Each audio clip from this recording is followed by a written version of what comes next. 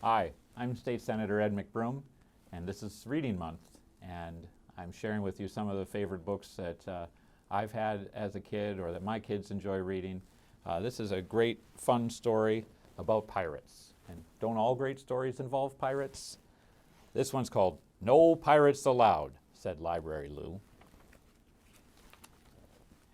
At Seabreezy Library, things were just right. Book lovers were cozy. The sky was blue bright. When shiver me timbers through Seabreezy's door stormed Big Pirate Pete and his parrot Igor. Whar by the treasure, X marks this spot. We'll dig up the loot and steal all ye've got. Squawk! Igor squawked as Pete muttered, Arr! Then Big Pete let loose with a scary, So thar! Chills ran down spines as those readers all shook. They hid behind bookshelves, but ventured to look. And what was that odor? Disgusting! Phew! But no one at Seabreezy knew what to do. Except Library Lou, who dashed over to see what all the unruly commotion could be. May I help you? Lou asked with a pinch and a frown. This is a library. Shh! Quiet down.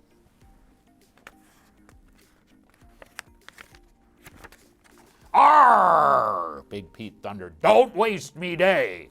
Walk the plank, saucy lass, or show me the way. At Seabreezy then you could hear a pin drop. All that tough ruffian talk and squawk stopped, for Library Lou looked Pete right in the eye as Pete stood his ground with a snarl. Oh my! Minute by minute their tempers both flared as they stood head to head and doggedly dared. Unless you be quiet and listen up too. No pirates allowed, said Library Lou. Squawk! Igor squawked with a blow-me-down glare. Then Library Lou boldly added, So there! Now, where is this treasure map? Lou asked. Ah, yes, the treasure is here, just as I guessed. I'll help you find it, but first I must ask. Your matey, a wee smallish task. Go home, take a bath, change your underwear too, then come back tomorrow, said Library Lou. Arr! A landlubber be tellin' Big Pete what to do? But she said there be treasure. Sink me, 'tis true. So that night Pete scrubbed 13 layers of dirt and decided clean underwear couldn't hurt. Squawking Igor got a good scrubbing too. Swish through the sea sailed their funky PU. Then later they dreamed of a treasure or two. Squawk! The next day they burst through the library door with a fresh soapy scent, but as loud as before. Mateys, your manners, said Library Lou. Now come, follow me. We've much work to do. Aye! Big Pete grabbed his picks and his axe and his shovel, but Library Lou said, Don't go to all that trouble. But lassie, the loot, Lou said. Not yet. First, say ahoy to these letters, this fine alphabet. Letters? Scowled Pete. There be more than X. Lou spread them all out, but Big Pete looked perplexed. Blimey, a code of old, a secret one, aye, to find the sweet gold. Library Lou grinned a witty wise grin. Brilliant! Now time to begin. Here they are, all of them. Pleased to meet you. Isn't this fun? Said Library Lou. Fun? Big Pete sneered. It be torture, no less. Me'd rather be kissing a fat treasure chest. So many letters. Big Pete got confused. W's, H's, S's, and Q's? Some she called vowels, A, E, I, O's, and U's. Soon Lou took some letters and mixed them about. Look, exclaimed Lou, words to sound out. Now, here is a stack you may take home with you. Then come back tomorrow, said Library Lou. Up on the poop deck, Pete practiced that night. He practiced each word till he got each word right. Igor, we'll be riches untold, 'cause us we be working gluttons for gold.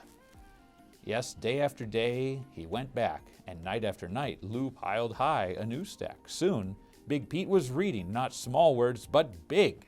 Swashbuckling, buccaneer, thingamajig. But Pete got impatient. He'd worked day and night, and still not a trinket or treasure in sight. One day he barked at Lou. "Do what ye told. Ye said you'd be helping me find that sweet gold." "Correct," answered Lou. "In a book there's a clue. I've given my help, it's now up to you." Pete stared at those books lined up shelf after shelf. A code? A clue? "Arr, me find 'em meself." Maybe, just maybe, the code be in rhyme. He loved Mother Goose, Dr. Seuss, how sublime. They tickled his fancy, but no secret code. Avast, easy readers, he snatched Frog and Toad. Day after day after day he went back, and night after night he piled high a new stack. He found books called classics, great tales of the sea. "Blimey, that's where the clue be.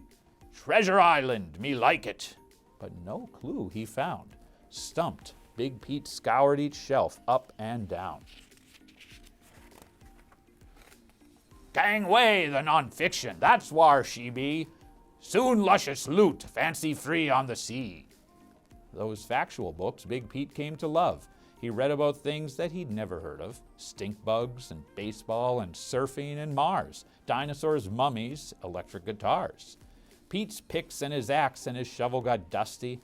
At piratey ways, Big Pete got a mite rusty. Now, Big Pete wasn't a pirate just dreaming of loot, but a reader he was, and a good one to boot. When one book was finished, yes, when one was done, Pete picked up another. Oh, reading was fun. He read and he read and he read and he read. Then suddenly one night, Pete popped up in bed.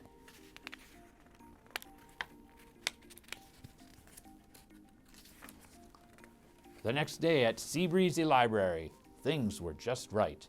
Book lovers were cozy, the sky was blue bright. When Big Pete and Igor tiptoed through the door and spied Library Lou in aisle 404. They both gave her hugs, each a kiss too. "We've come to thank ye, Miss Library Lou. 'Cause of ye, now we know, books be the treasure." "Aw, shucks," whispered Lou. "It's been my pleasure." Now, Library Lou, with a smile big and proud, is hanging a sign that says, "Pirates allowed." The end.